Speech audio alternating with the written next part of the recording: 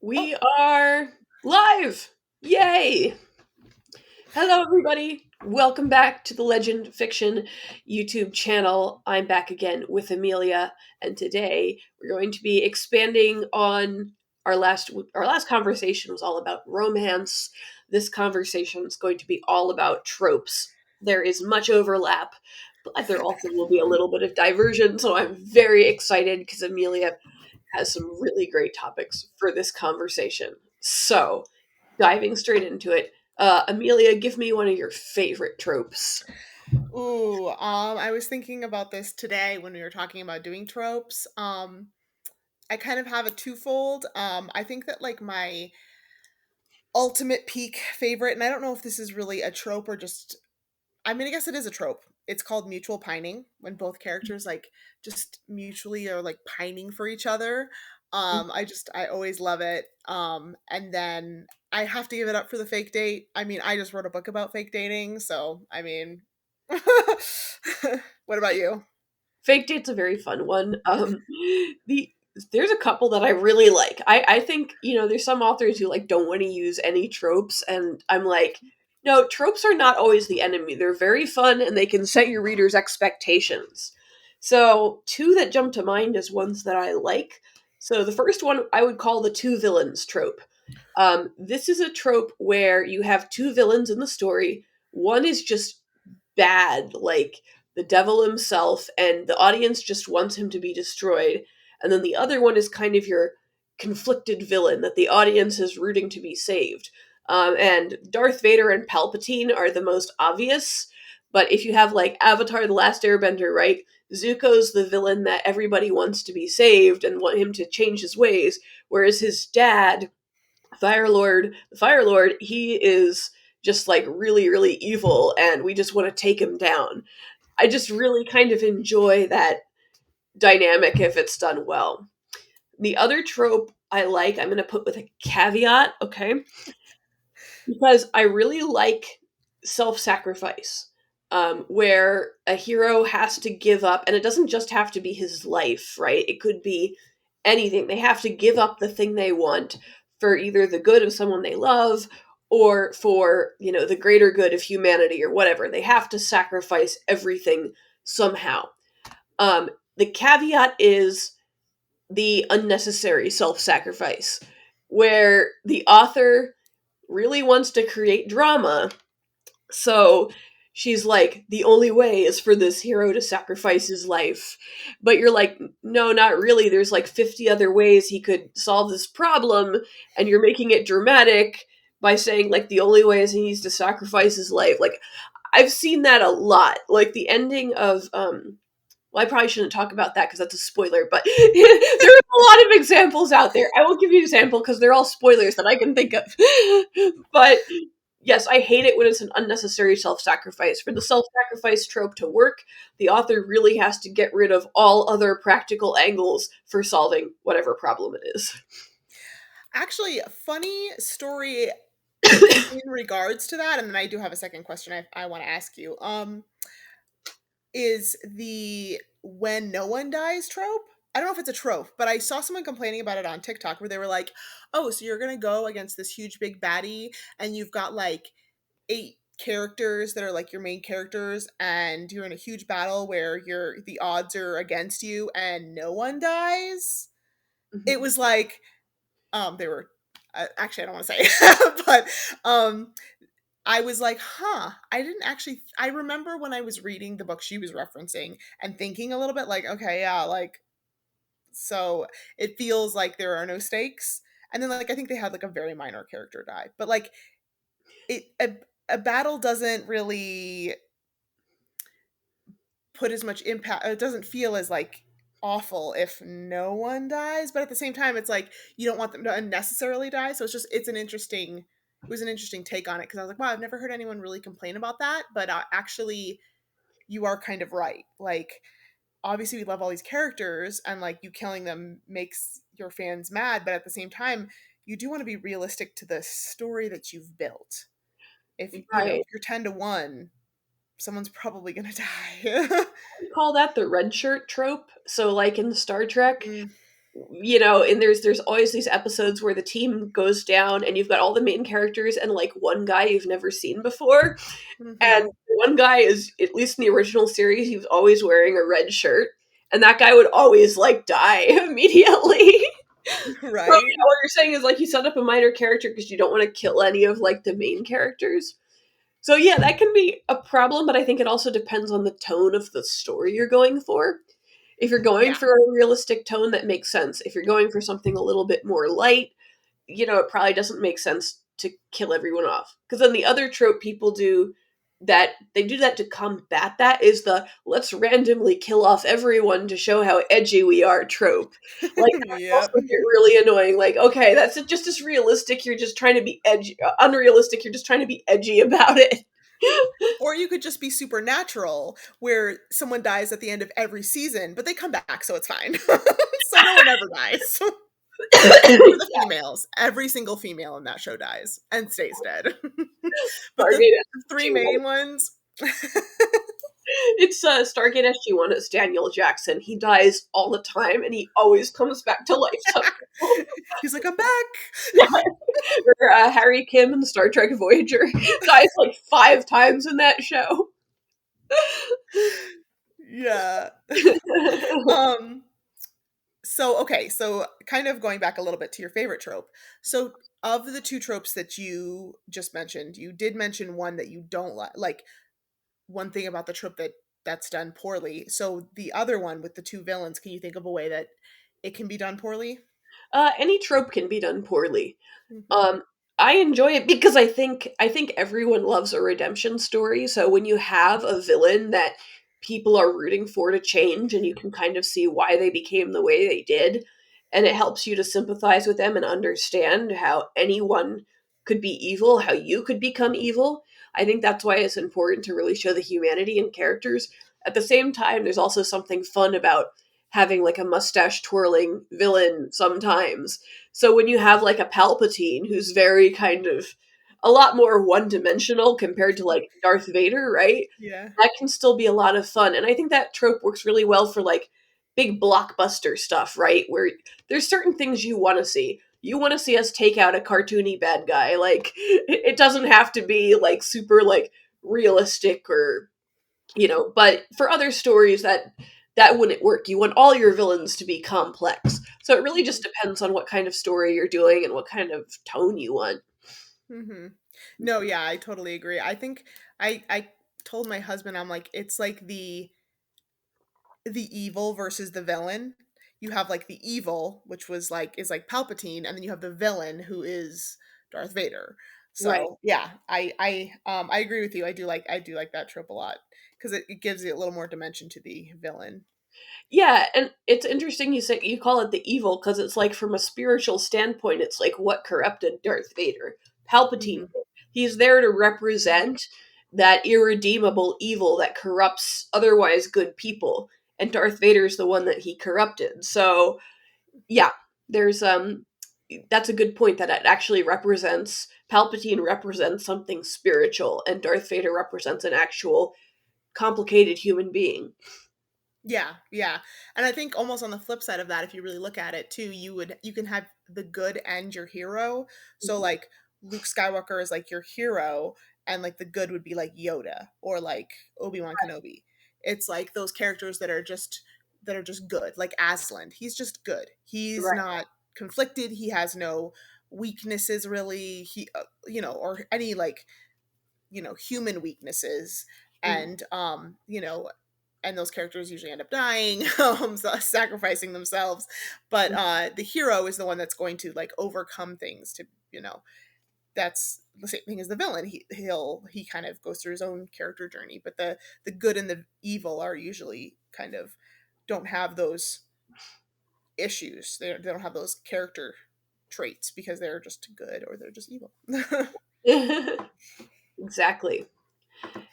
So, moving on to the next trope topic. What's your guilty pleasure trope? Like a trope you like, but is maybe, I don't know, maybe it's not the best for people, or maybe just most people don't like it, or. So I almost put this in my favorite just because But at the same time, I do feel like it's kind of a guilty pleasure. I love an enemies to lovers. Like, gets me every time. And I think it has something to do with the redemption arc with a little bit of like that romance. Just Mhm. the like, yeah, enemies to lovers. Whenever they kind of will advertise that, or if it has that kind of back, I'm just always like, yes. I And think why it's one of the ones I can't write either. and why is that guilty for you? Is it because you think in real life it's toxic, or like Yeah, and I think that a lot of people, I don't like. I feel like if it depends on who I'm talking to before I'll say that, because I know a lot of people find it very like problematic, or mm, like that kind of issue of like, yeah, like it's just problematic. It's a lot of times the enemies to lovers is a lot of the gray heroes, so they're usually the heroes that are usually the man is the villain, and it's usually he's not a good person, or he's a little bit manipulative, or he doesn't have he's not an upstanding man right, usually.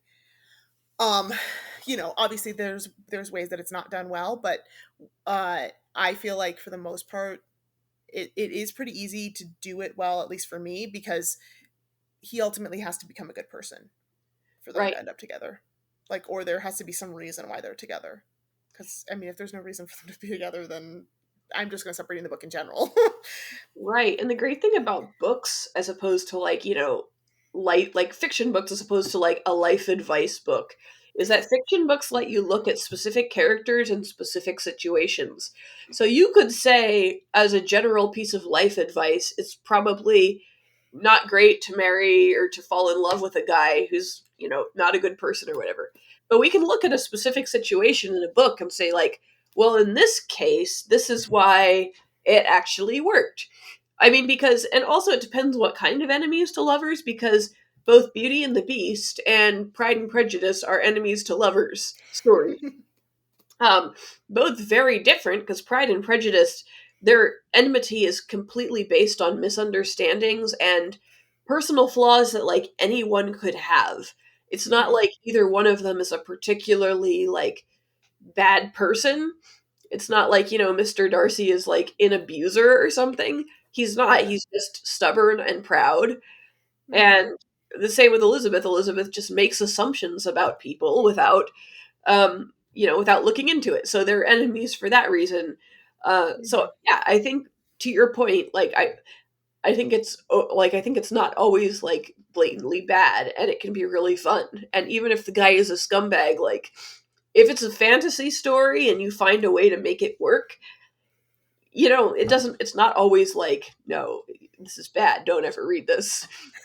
Yeah, and I think that with a lot of people, I feel like they'll say things like enemies to lovers, try friends to lovers. It's so much better. And I'm like, I think there's a time and place for both. Yeah. And I think that at least for me, a lot of times the books I like to read are the ones that are so, especially with like romance, so outside of the realm of like realistic. I Mhm. enjoy it better because to me it's like, okay, but to me that probably would never happen, so I enjoy reading it because it's not something I would experience in my real life. Like, I'd rather do the things I can really do. Like, I mean, my relationship with my husband is like friends to lovers. Like, why would I want to read about something that I'm living? Like, Well, it's like, okay, because I've been talking about this a lot because I just discovered Red Dead Redemption, right? Video game. Red Dead Redemption 2. And I am loving it. And I realize that in this video game, I am robbing banks, I'm shooting people, I'm doing terrible things with a terrible character, but I can do it because it's a video game. So it lets me, like, experience that stuff that I would never do in real life and kind of have the fun of experiencing that without actually any real world consequences. So I think the same kind exactly. of thing can, like, we don't, I mean, some people do complain. They're like, oh, if you play a violent video game, you'll end up being a psychopath. If you read a book with a toxic trope, you'll end up becoming a toxic person. Not necessarily. Not if you have a good moral sense and you've been like raised with some common sense and you have strong people in your life who will give you advice. no, you're not going to read enemies to lovers and then go out and find an abusive scumbag to marry. Like, Be my enemy so I can love you. exactly. I um, because I love you. it's actually funny that you mentioned that because I just had this conversation again with my husband. I just read this book by Tessa Bailey. And I can't remember the name. I talked about it on Instagram, I think, and I'll mention it in the comments once we finish this video. But in the story, it's like a um I don't I wouldn't call it like friends to lovers, but it's like he's a very good guy. Like to the point where I was telling Andrew, I was like, this is like emotional porn. Like he Yeah. sees her, falls in love with her, thinks she's the most beautiful woman ever, um, wants to just always make her happy. Like he wants to make her always happy to the point where he like gives all this money to the winery that she wants to save. He ends up wrangling a bunch of children that she was trying to help just to help her, and like he's just like, all I want to do is ever is just make her smile. Like that's like my whole mission in life after meeting her. Like, you know, and there's a lot of deep emotional things that kind of come up by the end of it, so it kind of makes it more realistic. But like at the very beginning I was like, oh my god, like no man is like this. This is not real. I was telling Andrew, I was like, this is more toxic than reading about a toxic guy. Cause at least a toxic guy can be like, yeah, that's toxic. I don't want to like, I know those are red flags. But when a guy's like such a green flag that you're like, this isn't real. I will never find this in real life. Like, not to say that men aren't nice and want you to be happy, but like that, it was a lot. It was They're human wonderful. beings, okay? But I was like getting those like it's like a fluff overload. It's like a fluff porn. I'm like, oh my gosh, my heart is pounding. Like, what is this? I'm like the smut, whatever. But oh my gosh, he just spent tons of money on that on that winery that he has a connection with. Like, oh, be still my beating heart. oh my gosh, yeah. I don't think I would want a guy in my life who's that obsessed with me because I really value having like, some time to myself. And if he was that like if my husband was like that obsessed with me, I wouldn't be doing this podcast with you because he'd be like, "Why did you leave me? I love you." You can't do anything. Can't do Yeah, I anything. mean, I think it was a little, yeah, but yes.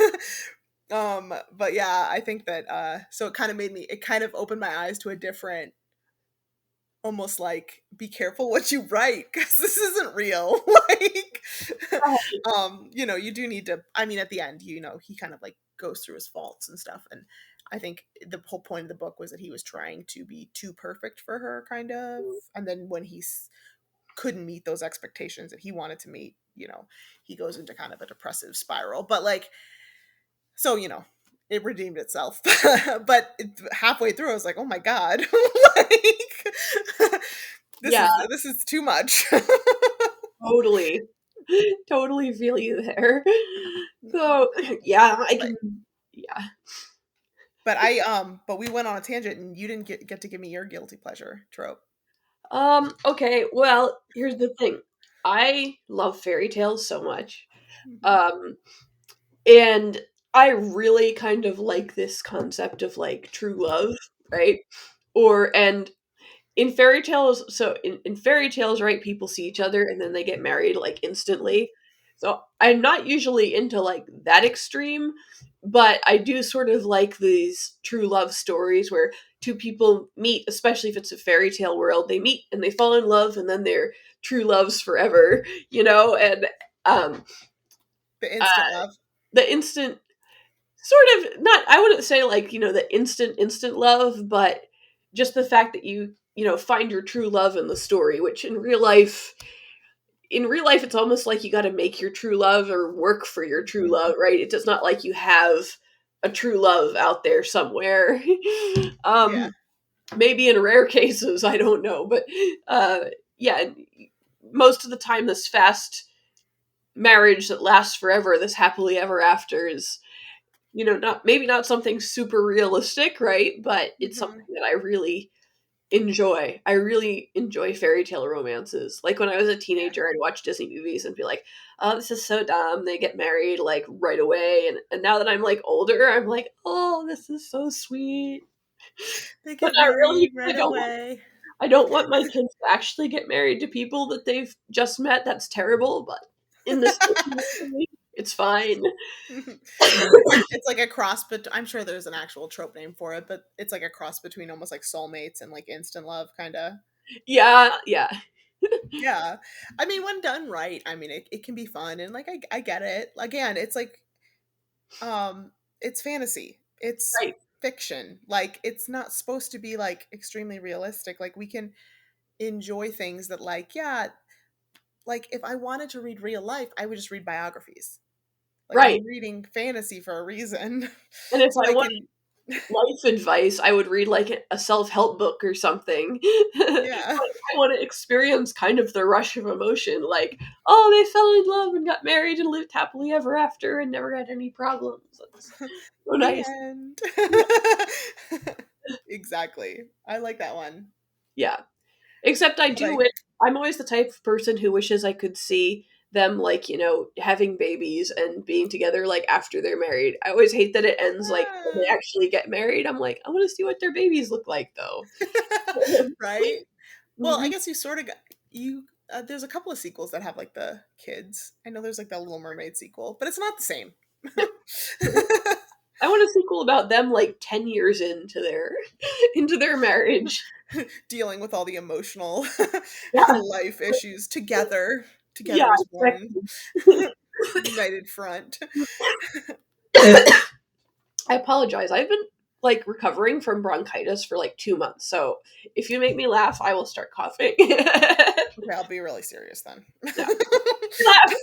No, Joe's been doing this like all the time, and he makes me laugh, and then I just like crumple over in this like coughing fit, and You're I'm like, like, I'm "Bro, dying.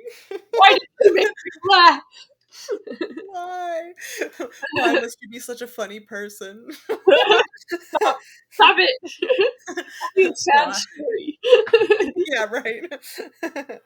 Turn into his toxic husband, okay? Yeah, be my enemy. Be my enemy. I love it. Um so oh yeah, so then I have here tropes considered toxic. But then how would you change it? So like think of a toxic trope and if you is there a way that you could think of it as a good trope or make it better? Or even a trope you don't like. Is there a trope you don't like that you could be like, "Oh, but if they did it this way, I would like it." Yeah, so it's become a running joke between you and me how much I hate love triangles.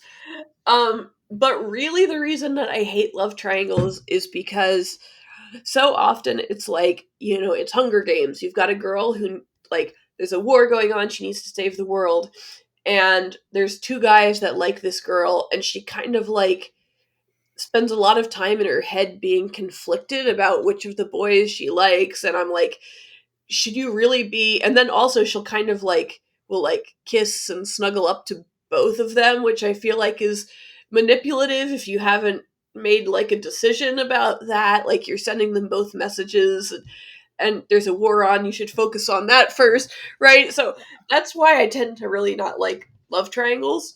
And also because a lot of times they feel forced into the story for drama, like the Hobbit Mhm. movies, that really dumb one they did with Tariel and Keely and Legolas. I was like, why is this here? This movie is freaking long enough. What are you doing? And so, but I've seen that done well. Love triangles done well, despite the fact I always talk about how I hate them. That's just me being hyperbolic. Pride and Prejudice was a good example. There was like a love, I don't know what the shape was, it had a lot of parts. Um, but that one worked really well. And then just kind of for fun and to challenge myself and to make fun of myself, I wrote a love triangle into one of my books. And what I did with that was one of the so there's a girl in the middle and there's two men. The girl is basically dating one of the guys. The other guy is basically a rival, right? So it's it's his cousin who's a rival with him and everything. And so of course he's going to go after the girl. But she is very clear because she's a very mature character, so she sets very clear boundaries like, no, you're just coming after me because I'm your rival's girlfriend. I like you as a friend. This is as far as this is going. So I had fun challenging myself to do that, to take a trope I hate and try to make it like not toxic, and then everyone was rightly making fun of me for having written a love triangle, I which love after it. I've complained about that so much, they have every right to do. I will give you that. I love it. Yeah, what about Yeah. you? Well, to be fair with love triangles, I tend to just turn into the why choose trope where it's like, why choose? Just take both. See, you're gonna suffocate me with my bronchitis. Leah. Make me laugh. Die. No, just kidding. For me, so this one actually came up recently. So I mentioned this to you earlier. I was watching this video with this girl who was reading a certain trope, like five different books in a certain trope, and then she would rate them and talk about like whether or not the trope was like an important part of the story and stuff. And she did one on age gap romances, and most of them were like boss employee, and she did both men and women. So it was like women were older, men were older, and I was kind of listening to her talk about it. And I've never been like an age gap girly. Like I just like don't. I never thought about it. Like there's Mhm. like certain ones like the vampire. Like people will be like it's an age gap because technically Edward is 1,000 years older than Bella, but it's like they're still like the same age, so it's like Yeah, okay. Um, but then there's like the real like boss and employee, and she's like an intern, and he's like a 40-year-old guy, and she's like 25 or something. yeah. Those ones I've never really been like a huge fan of, but I was listening to her talk about it, and I was like, huh, how could you make that not seem problematic? Because there are relationships that have large age gaps, Mhm. and some of them work out fine. And what Mhm. does that mean? Like, and so I was like talking to my husband about it and kind of workshopping some ideas. Maybe someday I'll actually sit down and write it, but yeah, I was like talking about it like it would be interesting if it was an age gap romance, maybe if her mom was the one that was working for the guy and she just Mhm. happened to meet him, and she has her own goals and passions, Mhm. and it's about more them, just their relationship, and the age gapness of it isn't as prevalent or isn't as like part of the story really, if that makes sense. Or like I think a lot of the problem with age gap is the power dynamic. Yeah. So it's like the man, usually when it's a man. Well, so for when it's the man is the older one, it's usually power dynamic. And if it's the woman that's the older one, it's usually like almost like fetishized. Like Yeah. she's the hot cougar and he's just the like sexy young guy. Like, Mhm. whereas it's like, well, you could make it where he just he finds her more stable in her career, and he wants to have a more stable relationship with someone who's more mature, and he Mhm. finds all the girls in his age group like not mature. And Mhm. similar with the girl, maybe she's like yeah, I just graduated college, but I have all these big dreams and I really want to focus on that. And maybe he feels like he missed out on his younger years and he wants to kind of go back to that. um I don't know. I've been kind of toying with the idea and wondering how you could make it work in a way that's not like, while you're still within the tropes of that, but somewhere where it's not as like icky. Right. I think that you hit the nail on the head when you talked about power dynamic, because I think that that's the main thing that makes age gap romances icky. So the reason, like, okay, first of all, if the human brains are developing until they're like 25 years old. So once the person is 25, if they fall in love with like a 40-year-old, but there's no power dynamic there, that's way less creepy than if, a 30-year-old falls in love with like, a 19-year-old, right? Mhm. Because there's once you start getting like under 20 especially, Between 20 and 25 is questionable. Once you start getting under 20, there's automatically a power dynamic there, I feel like. Mm-hmm. Mm-hmm. Um, Even if technically they're legally an adult, like, they still, it still is creepy because obviously an 18-year-old does not have the same maturity and life experience as a 25-year-old. Whereas once you hit 25, you're basically stable. Like, you still don't have all the life experience, but your brain's fully developed. Presumably you've been in the real world a little bit. So then it's less creepy in most cases, depending on the individuals involved, if they get in a relationship with someone older. Mm-hmm. Yeah. Yeah, yeah. So that's been my kind of challenge for myself to see if I can come up with a way to do that because it's just been kind of nibbling at my brain. So yeah, and I want to challenge maybe some of our viewers too, if you can think of a way with either the tropes we were talking about or even other tropes that you don't like, or even tropes that we've talked about that we like that you maybe don't like as much. How would you? What would your spin on it be, or how would you make? Because I think most tropes can be problematic if you do them a certain way. Like, enemies to lovers obviously can be problematic. Like, I feel like mutual pining can turn into like um a miscommunication trope, which is like I don't really like that much, or the miscommunication where they're just mutually pining so much that they don't actually communicate. You know Yeah. what I mean? That can be kind of toxic. Like fake a date can be the same thing because you're lying. Like you're essentially manipulating people. So yeah, I would love to hear other people's opinions too on how you would make that different. Yeah, totally. Like, yeah, pick a trope, and then in the comments tell us how you would change it to make it so you either like the trope or so the trope is no longer toxic and problematic. I would be very interested to hear this one. And then on that topic, what's a trope that you just don't like? Oh I mean, man. I'm sure there's some outliers, but So the abuse is sexy trope. Uh, I've oh talked yeah. about this a lot. When this is like in so many dark fantasy romances, I see Hmm. this and it drives me crazy. Like, you have a guy who is like, and it's not always physical abuse, right? A lot of times it's Hmm. emotional manipulation, or there's a Hmm. power dynamic there. Um, but the guy is really toxic. Oftentimes, the guy is really toxic and abusive, and the girl is totally into it. And it's portrayed like the book writes it so that it's supposed to feel sexy, but it actually is horrifying. Um, Hmm.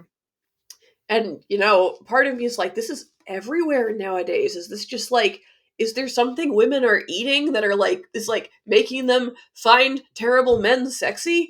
But then I read Jane Eyre, which is the same thing, and that's like hundreds of years ago. So, Isn't no, Withering isn't Withering Heights similar? I've never read it. I've never read that one either. But Okay. yeah, I've heard the Bronte sisters are particularly bad. Jane Eyre was the only Bronte book I will probably ever read because I never want to read it again. That's so funny. I remember I'll have to rewatch the movie. I should probably read it too. I remember liking it, but I do remember not liking that part. I don't know. But yeah, I think it's funny because I think that a lot of these things are not new. Yeah. Like they've been going on forever. um I yeah, I've found recently, this isn't a trope I hate, but I've found recently that I have been really finding and this is going to sound ironic from it coming from the girl who just wrote a book about a girl who's obsessed with books, but the bookish main character, Mhm. I'm I'm a little exhausted. Yeah. And I'm a little exhausted with the like it's like borderline not like other girls, but it's more of the like I'm the sweet girl who sits and drinks tea and looks out my window, and I have that one friend who's like a party girl, and I kind of look down on her because I just want to sit around all day and just mope by my window. And it's like not I don't always dislike those characters, but it's I've just maybe just keep falling into the books that have these characters, and I'm like I'm tired. I just want something different. Like, Yeah, um, I see a lot of books about authors, right? And it just yeah, feels so I'm like, "I know you're writing about this because you know it really well, but please get another hobby so you can write about that." Like, I mean, right? I've seen books about authors I've really enjoyed, but it's just so overdone, and it Mhm. so Mhm. feels like such a cop out. Like, go Mhm. research something that's not authoring. Right? And it just made me laugh because I was sitting here thinking about it, and I was like, "Are there any books that aren't like that?" And I'm like, "I'm sure it's just like it's just a new thing." Like, and then I was like, "No, Little Women." Right? Like, I mean, technically, I think it doesn't in Pride and Prejudice. You know, she's a little feisty, but she's still like a, you know. Well, I mean, I guess Little Women, she's feisty too, but it's like a different type of feisty. Like it's the book feisty. Right, She likes books. That's her personality. right. But I say all of this, and the book I just wrote is literally about a girl who's reading books as her whole personality. So I really am Well, not one to talk. entirely true. I'm correcting you on your own book. Because her whole thing is psychology, though. Like, she's interested Mhm. in books, but it's mainly because she also likes psychology, and her Mhm. whole thing is, like, the entire thing is a psychological experiment to her. The reason she sets up the fake dating. So, I think that that was okay because she's not just girl who likes to read, we're not even gonna name the genres of the books because 'cause we're that vague, like, stare out the window and thinks about how she's different from the other girls, but also the other girls are dumb because they only like makeup and dances or like what's wrong with that? You can like makeup and dances. Don't look down on them. Are you jealous? Like what's going on? I know. But Totally. yeah. But back to the topic at hand. I Yeah. just you know us, we'll just go on tangents forever. The trope that I hate, and I can't think of a way to redeem this. I don't think I've ever read a book with it that I've liked. I could correct myself later, but cheating. I can't. I Like the cheating is good book or honestly, I don't like anything with cheating in it in general. Like even if it's like, oh, his her she finds out that her boyfriend is cheating, so he's a bad guy and now she can go with the guy that she's been flirting with. Like I just don't like cheating in books. Like I've never liked it in movies either. My mom used to make fun of me because we would watch like these movies, even like movies like Sleepless in Seattle or like those like Meg Ryan movies where she'd already be in a relationship and then she'd meet somebody else. I hated them. I hated all of them. I don't know what it is. It's like it's not cheating, but it is cheating. It's my personal preference. What? I was just you made me think of something because this is really common in old movies and there's this movie called An Affair to Remember. And Mhm. what it is this man and this woman are on a boat, like on a cruise or something. The man, the girl is engaged to like this really nice guy, and the guy is already in a relationship with like this really nice girl. And they like but then they meet each other and they fall madly in love with each other while still in relationships with these other people, and it's supposed to be like all beautiful and romantic, and then they break up with the people that they were with in the end so they can be together. And I was like, but the people you were with were so nice. Like there was nothing, in fact the guy that she was with, like her original fiance, was way nicer than the main character she ended up with, who was kind of like Mhm. emotionally manipulative and Mhm. like nasty. And that's kind of thing is really common in like those old like 40s 50s movies, and I was just like, I was watching it with a family member and he was just like crying at the beautiful romance, and I was like, just like, no, You're like, "No stop thanks." You're like, "Stop it." Yeah, I mean, and like I said, I'm sure there are some. I know that the only one that I forgave was now I can't think of the name of it. Uh it's got Emma Stone, Ryan Gosling, and Steve Carell. It's a movie, and like Steve Carell's wife cheats on him, and so they get a divorce, and it's about them kind of coming back together. that. Hmm. Steve Carell, and like he meets Ryan Gosling, and Ryan Gosling kind of like helps him become more of a man again. And that was the only time that I don't know I didn't hate it. It didn't make the cheating bad. Like, it didn't put it in a bad light, which is usually like something I don't like. But for some reason, I don't know, it worked for me that time. But that was the only time ever that I've Mhm. had it where it's like cheating in a movie where I've been like, yeah, like, okay, I guess it's okay. But yeah, 90% of the time, like I said, even if it's like shown in a poor light, I still don't like, I don't know, it just gives me the ick. Like, Yeah, must I be mean, some weird mental block or something. can totally see that. There's some things like certain people just don't like in movies, Mhm, and honestly, cheating can feel like such a cop out too if you're trying to get couple A to break up so that she can get with the other guy. So you're like, mhm, what can we do? Oh, have him cheat so that she has an excuse to leave him. It's like, no, mhm. have her have the hard conversation, right? Yeah, That would be harder to write, but better than just like, oh, it turns out he's a scumbag, so now you gotta yeah, leave. Like, exactly. What does it say about I mean, obviously it happens to people, but it's like also kind of like, what does it say about your character that she couldn't break up with him until, I don't know. I just, also, it's fine. Again, I like enemies to lovers. There are certain problematic heroes that I'm here for, so I'm not going to judge somebody if they like it. But for me, it's a no for me. yeah, totally. So, are there any tropes that like a lot of people seem to really hate or consider toxic, but that you actually like? Like I guess that's kind of tied to guilty pleasure tropes a little bit, but Well, one that I've been seeing recently that's been really popular that people have hated, is the pregnancy trope, which I didn't know was a thing. I what's mean, it the makes sense, but it's like when your female character, I've heard it explained like this, but I think that it's a little bit more than this. But I heard it explained when someone said they didn't like it. He was like, "Oh, and then of course the main character who's been powerful and in the center of all the action becomes pregnant, and so then she's just immediately sidelined." oh, interesting.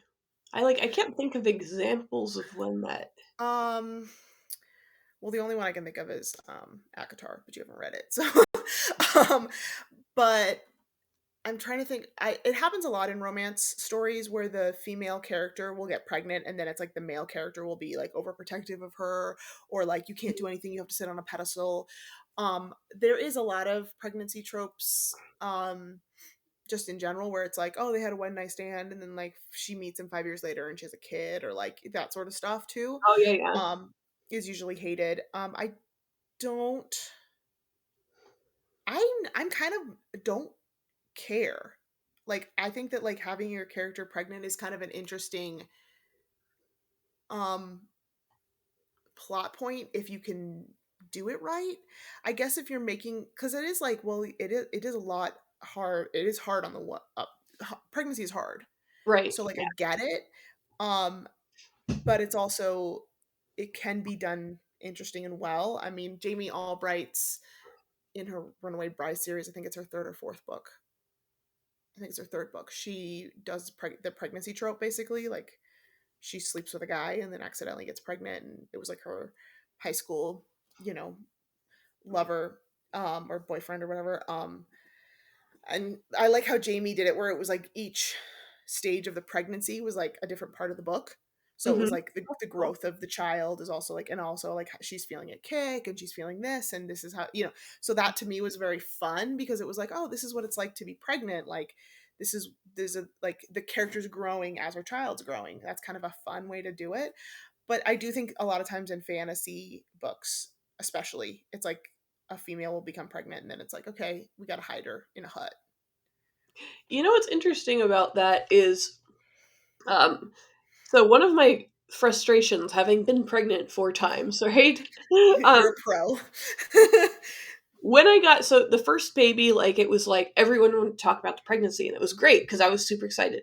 Now, when I got to the fourth baby, obviously I'm still excited, but it's kind of like been there, done that, and I realized my friends would come up to me, and all they could talk about was the pregnancy, and I'm like, I'm still here. I'm still interested in all these other things. Like, yes, we've been over the fact that I'm pregnant. Can we talk about something else now?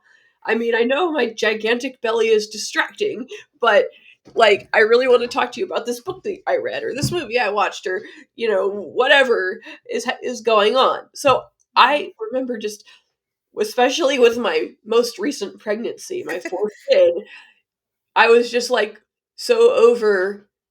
I see a friend and instantly it's, "Oh, how are you feeling? Let's talk about the baby." I'm like, you Mhm. know, ask me something else, okay? Like, I also got my hair cut.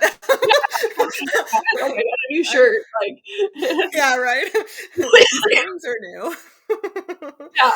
So I can totally see how I think that that's something that would be interesting to be explored in a book from a little bit more depth.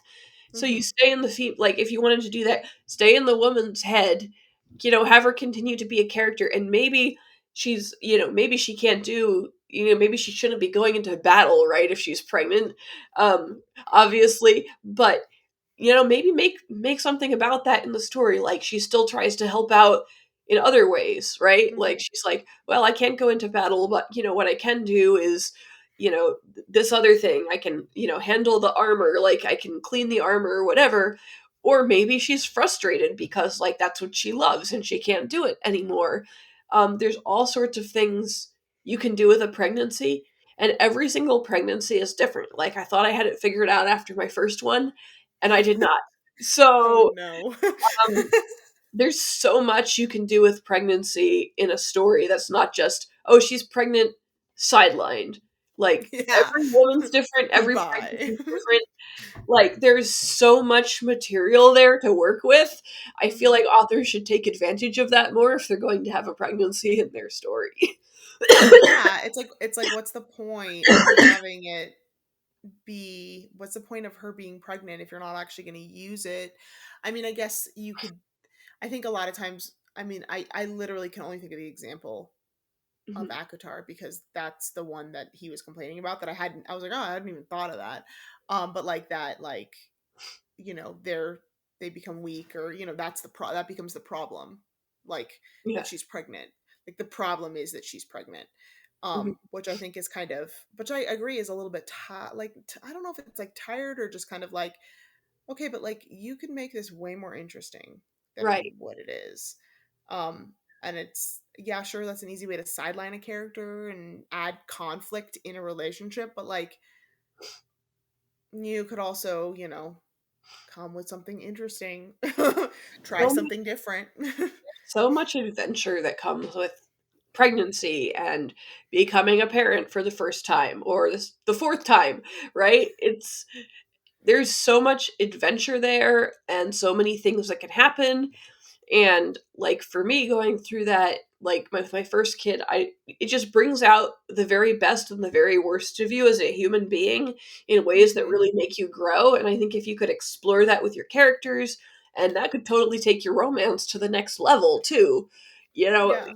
when you see how your true love, right, responds to, first of all, you being a mess, and you having this tiny screaming thing that constantly wants to be held all the time, seeing how they respond to you in crisis, and this little tiny human in crisis can either make them a greater hero or it can make them a villain. So there's so much material there that you can work with in your story. Like, And like visually, there is so many great scenes of just like a little pregnant woman waddling up and like slapping into someone or like you know what I mean or like they're like they're they've got some guy and they tied up and this little pregnant lady comes in and is like "Ah!" or like she's patching somebody up or she's trying to pick up a sword and she can't because it's her belly's in the way like there's so many like amazing things that you could do with pregnancy just visually that would just be yeah. so fun.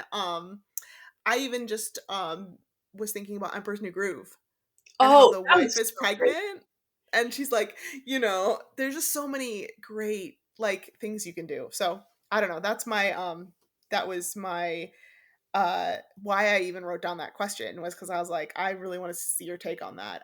But do you have That one that is a popular trope that people don't like that you're like, oh, I don't have a problem with it? Yeah, for most tropes, it depends. Like, I'll be like, "Ah, I hate this trope," you know, or I'll hear somebody complaining, like, "Ah, I hate this trope so much," and then I'll be like, well, sometimes," but it's kind of like okay, here's one that I go either way on, right? The damsel in distress trope, right? The old school. Mm-hmm. So here's an interesting thing about that trope specifically. That trope is only annoying because it's overused, right? Mm-hmm. Um, Yeah. it's because the reason that that trope is annoying is because for a long time it was like every single story the man was saving the woman and she was like an object of desire. But in individual cases, there are stories with damsels in distress that I really enjoy, and I'm totally okay with it sometimes. And It's I fun to be also, saved. yeah, I also don't like kind of the reverse trope where they're like, okay, well now she's going to be a badass and she's going to save the prince. I'm like, my favorite thing to see is a couple working together to reach a common goal. So I don't want the woman to defeat the bad guy. I don't want the man to defeat the bad guy. I want them to work together and defeat the bad guy together. That's like Mm-hmm. my favorite way to handle that situation. But yes, individual cases I can enjoy a damsel in distress, but I totally get the frustration that comes with it being like every single time, right? Yeah, I think, well, or you can do it where the princess kidnaps the prince. I think there's an author that I know that's done that a couple times. Yes, princesses regularly kidnap princes and I think you should just be like, "Hi, I'm Katie Campbell, and all my princesses kidnap princes." all of my princesses a lot of my princesses are evil, actually, so there's that. It's a toss Yeah. up whether they're gonna be good or evil, but they will all kidnap princes. That's right, at least one is a hero, and, hey, there's a enemies to lovers romance, except the enemies part is, like, 2 pages long. They get to be lovers pretty quickly in that book. I love it. Alright. Well, let's see, we've got Well, a couple more minutes. I was gonna say, speaking of that, so what tropes have you used in your stories? What are some of the tropes that either we've talked about or we haven't talked about, I guess, that you've used in your story, either changed or, you know. Yeah. So I love playing with fairy tale cliches. So I've read a lot of like old original fairy tale sources, right?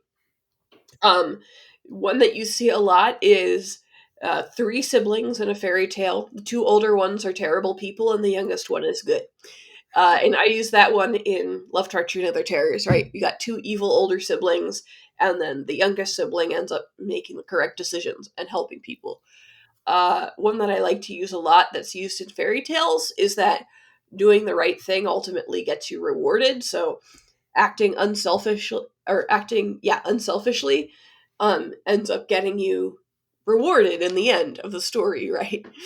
Um, so that's one that I really enjoy. I really enjoy using.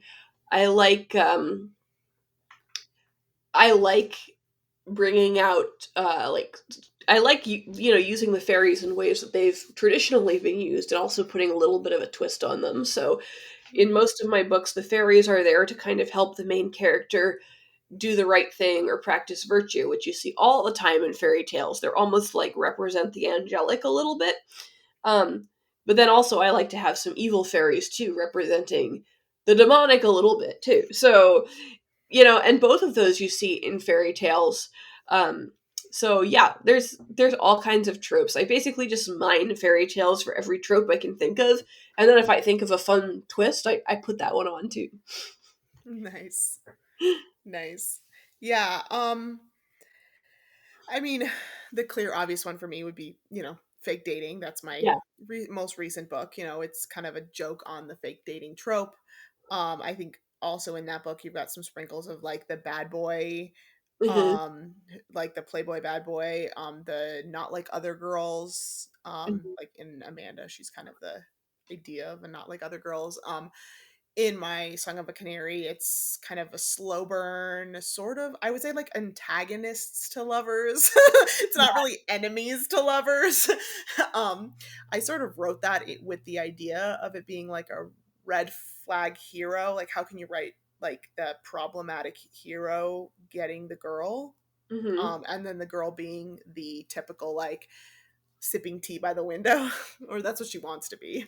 Hmm. Um, so those were that one, and then with my Yellow Umbrella, I was playing a lot with like the idea of like um again kind of like the bad boy, like kind of like sleeps with everybody kind of hero, but like the girl doesn't care that he Hmm. sleeps with everybody. That was the idea. I was like, I'm tired of like this like girl that's like in love with all of the or he falls in love with the bad boy, and she's like, well, he'll never love me because he's like, he just has all these women. So I was like, wouldn't it be funny though if you had a girl who like was like, oh, you sleep with other women, that's fine, I sleep with other guys. Like, kind of like keeping it like at a level play, like I'm like, I feel like, I don't know. So I just was so that one's almost like a role reverse. The idea is a role reverse where it's like basically she thinks that they're in a like, open relationship, and he thinks they're in a serious like relationship, and she's like, but you're a player. Like, that's what we do. Like, that's what players do, right? I want to live this player lifestyle, but she's like so wholesome that she like can't. So they just end up eating cereal and talking about like life. So yeah, I mean, I'm a huge fan of tropes, but I would love to hear too, like some of our viewers, if they're work in progress or even stories that they've written, like what tropes you guys have written, or want to write. Again, like I really want to try to write a age gap romance, I think, at some point. um I just want to play with it and see how I could make that work. Whether it be good or bad, I don't know. But yeah. I don't think I'll ever write an abusive sexy romance. Yeah, I would. Yeah, I know. I'm like, I want to see you do it, but I don't know how you would do it. I mean, I'll I feel like you sort of did with Rosalind's Curse. I mean, it's like she was in love with him, and then now she's not because she well, realized he's not sexy. that's true, and I'm still kind of disturbed by how many people find him sexy. They're like, people be like, "Oh, I'm so in love with him." I'm like, "Stop! No, the story was not to be in love with that guy." Did they only read Rosalind's Curse though, or did they read Augustine's, not August, is it Love August, Treachery. Love Treachery? Did they read Um, that one too? I've got a mix of from both people. Some people go into Rosalind's Curse just straight by itself, and some people start with Love Treachery. Because I was gonna say, if you've just read Rosalind's Curse, I could see that. Oh Because yeah, you're like, oh well, yeah, he's damaged. Do you know what I mean? Or like, but he I wants to haven't be seen the full loved. list of his crimes at that point. Yeah, yeah. But then you're like, you read Love, Treacheries, and Other Tales, and you're like, oh, he's a manipulative asshole. Like, Not never only that, mind. he's literally murdered thousands of people. That's Yeah. that's the primary problem with this relationship. I draw the line at men who've murdered thousands of people. Sorry.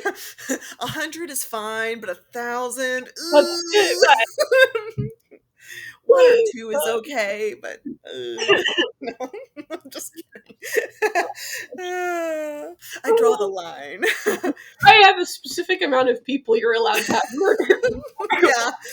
So wait, was it 999, or was it 1,000? Because like 999 I could do. But You know, you're that kind one of like extra. 962, so you better be careful not to push that much Right. further. How many murders are too many murders? Well, what if he was only murdering bad people? Exactly. Well, obviously Jace wasn't, but No. Well, I won't say anything because of spoilers, but he was not. Now you're suffocating me again, Amelia. You sorry. make me laugh too much. Well, I think we just hit an hour. So You We just should spent an probably. hour, and Amelia's trying to kill me. So, If how you've many made it, people have you murdered, Amelia? only one. Um, so if you've finished to the end of this, tell us how many people you've murdered, or how many, or how many are is an acceptable amount before you can't date them. Okay, here's a really corny Catholic trope we can end on, right?